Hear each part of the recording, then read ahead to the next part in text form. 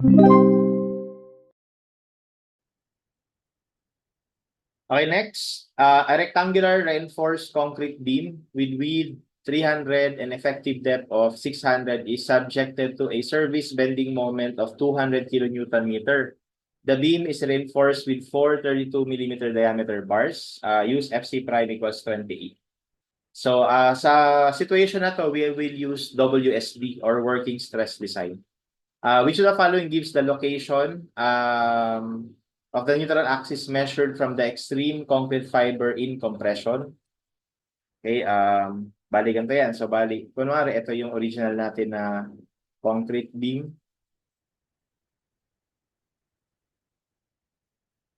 The effective depth, ito yung width. Okay? So, ang ginagawa, tinatransform yan, no? Kung halimbawa, ito yung neutral axis, mangyayari na lang, ito na lang yung effective concrete area under compression. Tapos ito, kino-convert into equivalent concrete. So, matik yun. Ito ay NAS. No? Tapos ito yung B. Tapos ito hindi natin alam. Tawagin ko na lang na X. Tapos ito yung neutral axis. Okay, so kung yan ay X, itong sa ilalim is D minus X. Or lagyan ko na ng value, ito ay 600. Tapos ito ay 300. So ito ay 600 minus X. Okay, so ito ay 300. Okay, so yung modular ratio N is just the modulus of elasticity of the stronger material divided by the weaker material. In this case, that is the stronger material is the steel and the weaker material is the concrete. So yung E ng steel is already known to be 200,000. Pero yung sa concrete, ang nakalagay sa NECP, ang modulus of elasticity ng concrete is 4,700 square root of FC prime. So computin natin yung N.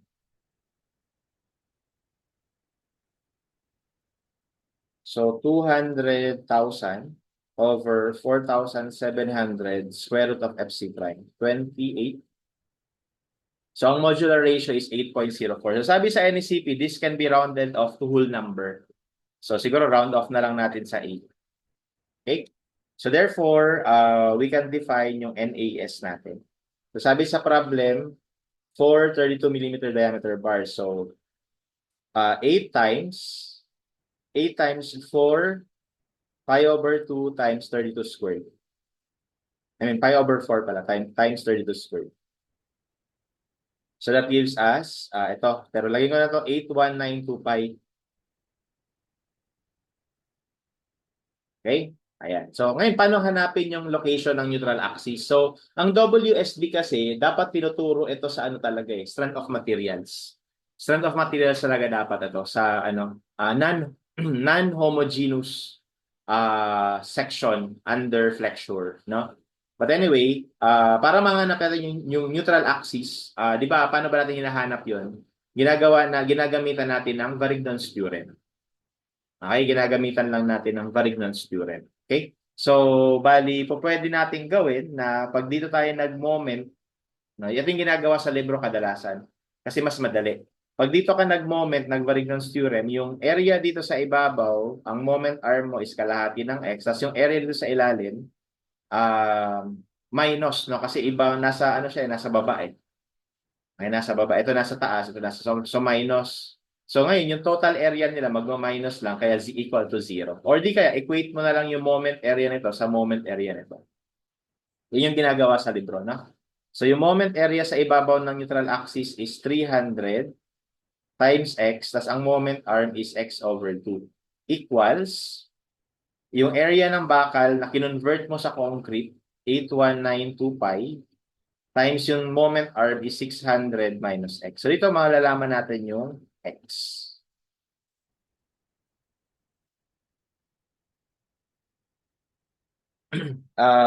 Quadratic to eh. Gawin ko quadratic ha. Ito naka-squared. So 300 over 2. Kasi ito pag transpose mo doon, magiging negative 8192 pi x. Tapos pag transpose mo sa kaliwa, magpa-positive. So 8192 pi positive. Kasi ito, 8192 pi times 600, pag nilipat mo sa kabila, magiging negative.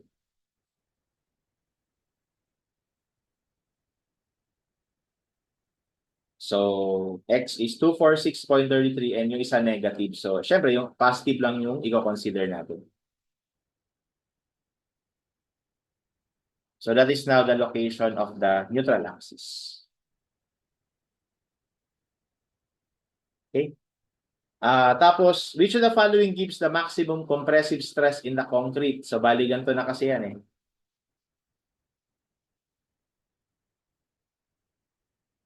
Ganyan na siya. Yung cross-section, equivalent section natin ganito na.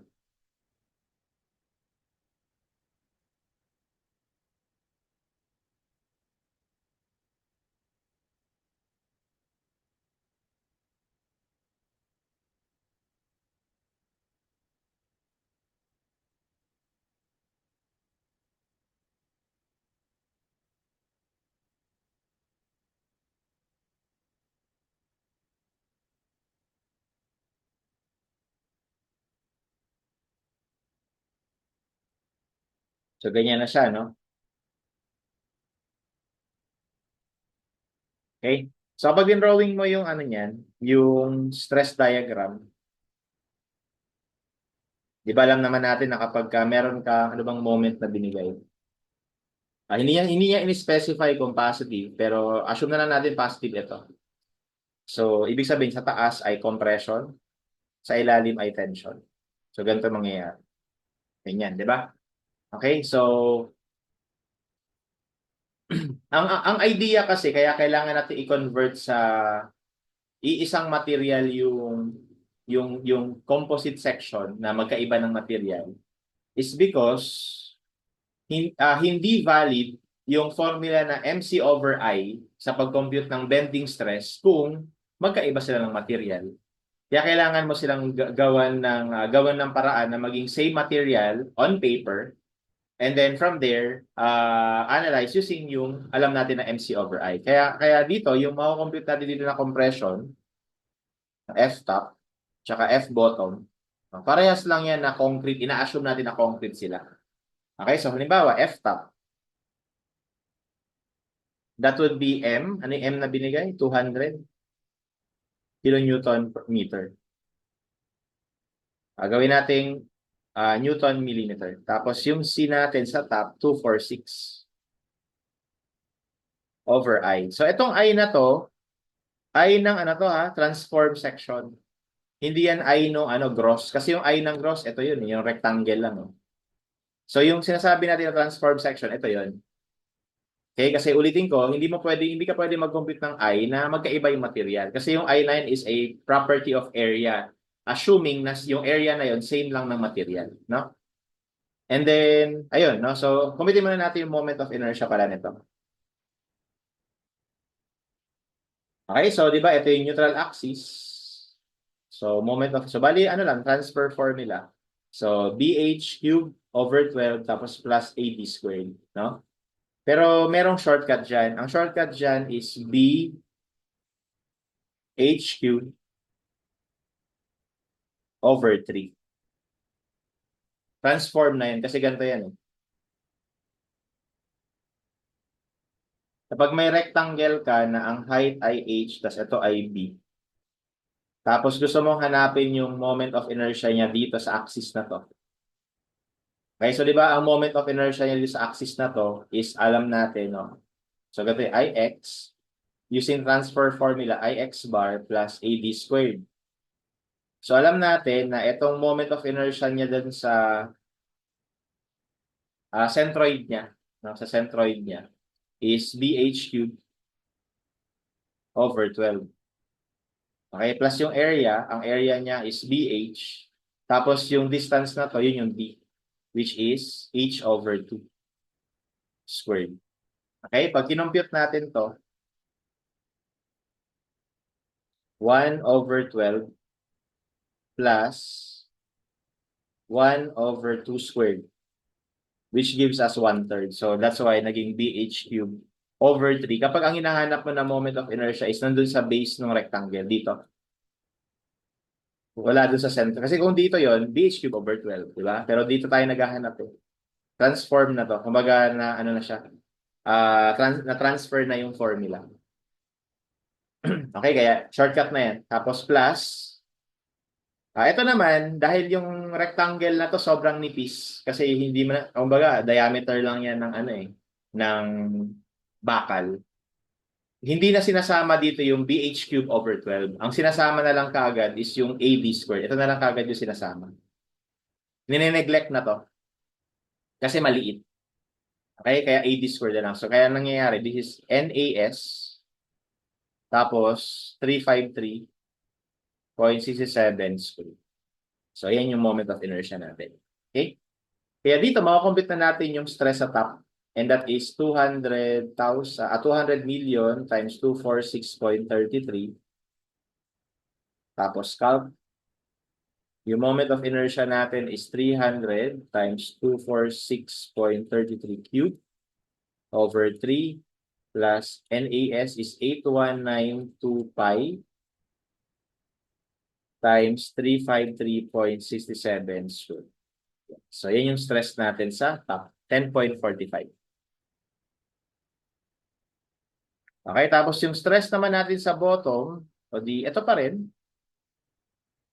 Ibahin lang natin distance, 353 naman.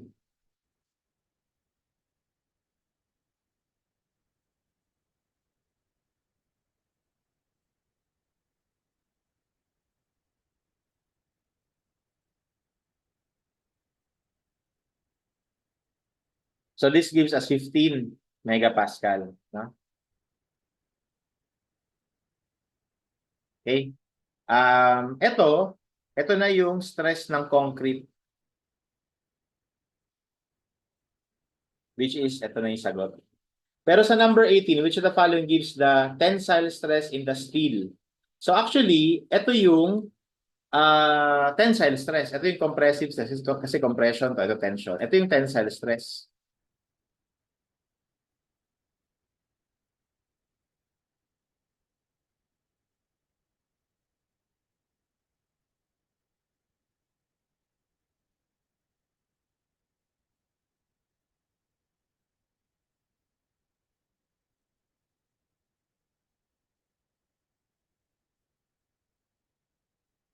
Okay, so yan yung tensile stress nung ginawa mong concrete yung steel. No, kasi kanina ano to steel to, concrete to. So ngayon, ang ginawa natin, kinonvert natin lahat into concrete. So naging concrete na siya. Nung naging concrete siya, ito yung stress niya. So para mabalik siya sa mabalik siya sa steel, that would be kung ano yung na-compute mo na F bottom, no, mumultiply mo lang ng modular ratio. Okay? So that will give us 120. Ito na ngayon yung actual stress sa steel. Okay, so that's why dito ang sagot natin is letter D.